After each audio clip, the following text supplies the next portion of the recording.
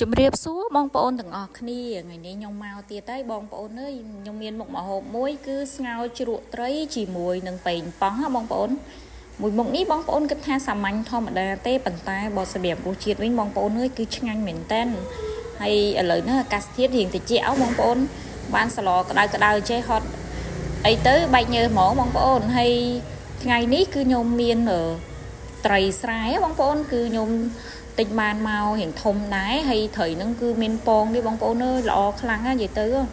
ហើយនេះវារៀងធំដែរអញ្ចឹងខ្ញុំក៏យកមកស្លជាស្ងោរប៉េងប៉ោះអញ្ចឹងណាបងប្អូនហ្នឹងហើយត្រីនេះគឺខ្ញុំលាងសម្អាតវាស្អាតណាបងប្អូនរបៀបសម្អាតត្រីបងប្អូនដូចរាល់ដងគឺខ្ញុំមានអំបិលជាមួយនឹងក្រូចឆ្មាបងប្អូនគឺយើងដាក់មកលាងវាឲ្យស្អាតត្រីបើសិនជាយើងសម្អាតអត់ស្អាតទេវានឹងអាច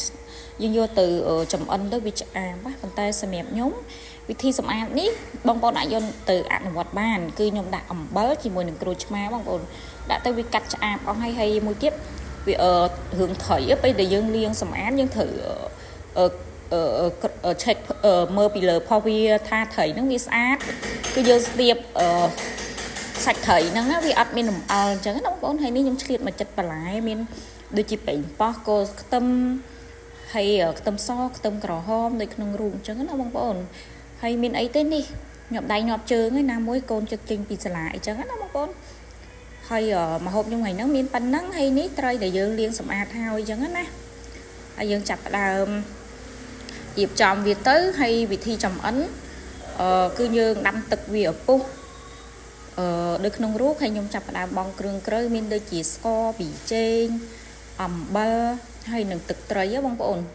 ហើយសម្រាប់ស្ករយើងដាក់បន្តិចល្មមបានហើយត្រីបងប្អូនខ្លាចយើងដាក់ច្រើនពេកវាអាចឆ្អាបជាងយើងដាក់លួចបន្តិចល្មមបានហើយនេះទឹកពុះហើយខ្ញុំក៏ចាប់ផ្ដើមបង់ត្រីចូលបងប្អូនបងត្រីហើយជាមួយនឹងប៉េងប៉ោះយើងងាស់តិចទៅដើម្បីឲ្យប៉េងប៉ោះវាចេញជាតិជូរហើយនឹងជាតិផ្អែមចេញពីប៉េងប៉ោះដែរបងប្អូនដូចខ្ញុំបើសិនជាយើងស្លយើងមើលដំបូងគឺយើងដាក់គ្រឿងតិចល្មមបានហើយបើសិនជាវាចេញពីគ្រឿងក្រៅពីសាច់ជាមួយនឹងបន្លែផុសយើងហើយចាំយើងថែមហើយនោះពេលស្លយើងចាប់ផ្ដើមងាស់ហ្នឹងវាមានពពុះយើងដួសចេញអញ្ចឹងណាបងប្អូនក៏ប៉ុន្តែនិយាយអញ្ចឹងថាអ្នកខ្លះគាត់ថាពពុះហ្នឹងគឺជាជាតិប៉ុន្តែបើសម្រាប់ខ្ញុំមានអារម្មណ៍ថាដូចវាអត់ស្អាតណាខ្ញុំត្រូវសម្អាតវាដកវាចេញអញ្ចឹងណាហើយនេះស្លយើងក៏ចាប់ផ្ដើមឆ្អិនរួចរាល់ណាបងប្អូននេះចាប់ផ្ដើមបងគ្រឿងក្រៅមានជីមានស្លឹកខ្ទឹមហើយនឹងម្ទេសបងប្អូនហើយក៏រៀបចំដួសដាក់ចានអញ្ចឹងណាបងប្អូនហើយ